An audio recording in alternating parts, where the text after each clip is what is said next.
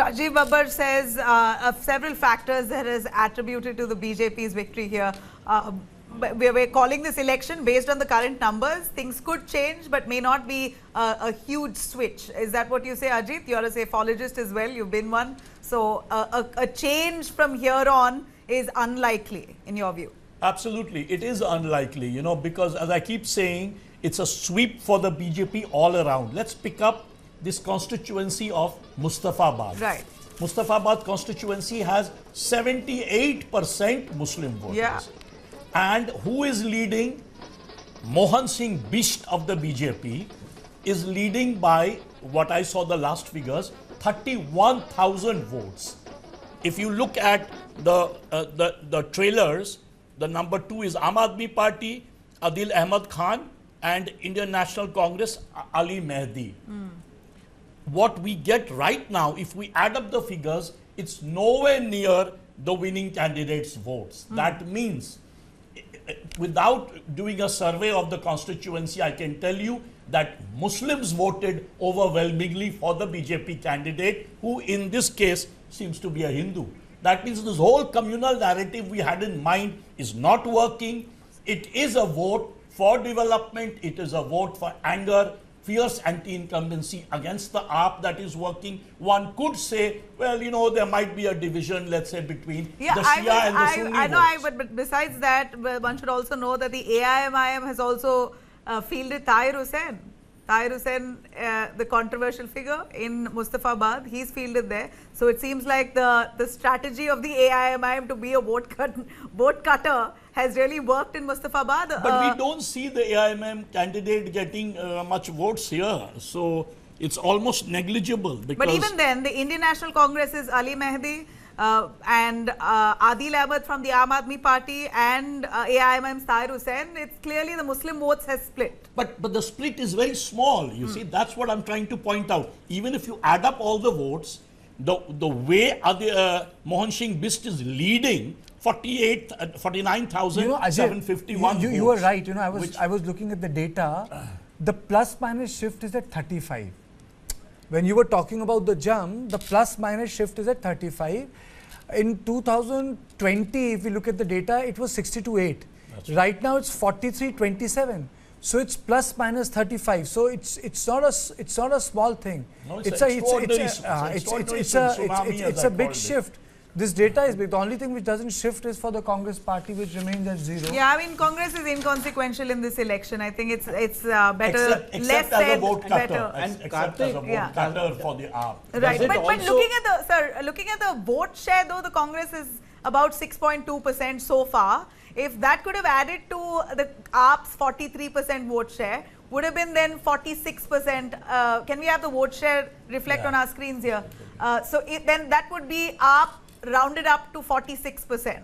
Do you believe that that would be a good fight with the BJP then? It would have been a good fight because, you know, pure arithmetic doesn't work when two parties come together. What tends to happen, we have the cube law. So the moment you add up, there you go. Yeah, 6.7% so take 43, added to 43. 43 plus, let's say 7. So that's almost 50% more than the BJP vote. That's precisely. Number one. And the results go exponentially. So you would have then an overwhelming majority. Let me be the devil's advocate. But then there is no guarantee. Like Jaitley used to say, it's not mathematics, it's the chemistry which works in politics. Yeah, the transfer of votes. The transfer of votes. So, Suresh, do you think that this addition would have, if I have to take a contrarian view, would the addition happen? No, Kartika, I don't think that it works like this, you know. I think that if they had come together, maybe the dynamics would have been different. You know, maybe people who did not want to vote, some of the voters who did not want to vote for AAP, voted for Congress. Maybe they would not have voted, rather they would have shifted to the BJP. Or sat at home. Yes. Or sat at home. Yes. Okay. So No, I don't think it works like that. Voters are smart enough to know that the Congress has no standing on its own. But Nabila, I would like to say this Mustafabad is going to be a case study. Correct. Mustafabad is going to be a case study. This is going to be a case study. But I across the think country. we missed something. Correct. You know, Shalini, can you put the earlier map of the Delhi? You know, it is very telling. Yeah. If you look at the earlier map, let's put that map because that is telling us where Bharatiya Janata Party is and where the Congress Party is. Because in this map, one thing becomes very, very clear. The entire West Delhi bordering Haryana and Rajasthan, Bharatiya Janata Party has swept. And these were supposed to be the rural areas. A lot of urbanization has happened, which is like Narela, Bhawana and all those areas. The area adjoining, if you look at the southern Haryana, Ballabgarh, again Bharatiya Janata Party has won. It is the central Delhi and the areas closer to Noida. It is in this area where Aam Aadmi Party has won. Is this geography telling us something in terms of where BJP has won, which is the western side, Punjabi Bagh, Rajouri Garden, all those areas? Is Mr. Prasad is telling us something? See, let's not forget, Kartikeya, the West is where the Punjabi population was dominant all throughout, and BJP had a very strong base among the Punjabi community, Correct. which over the time. Now, the other point that you are making, let us look at this way. Today, once the results are over and we believe that BJP is going to form the government, so that means what? All the contiguous states is BJP now. You have Haryana on one side, you have Rajasthan on one side, you have UP on one side. So it gets to consolidate its political map, something you're talking in terms when you ask Ajit this question, will it have a national impact? It helps you to have the governments around you with your own party, the double engine which they've been talking about. Otherwise, what would have happened?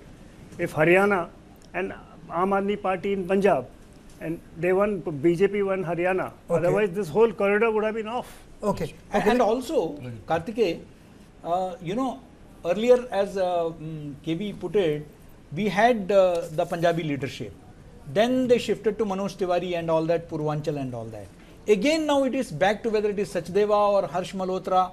You know, the Punjabi leadership has come back in the BJP, and that is And also also showing. Sirsa. That is also Manjinder Sirsa. Okay. Yeah.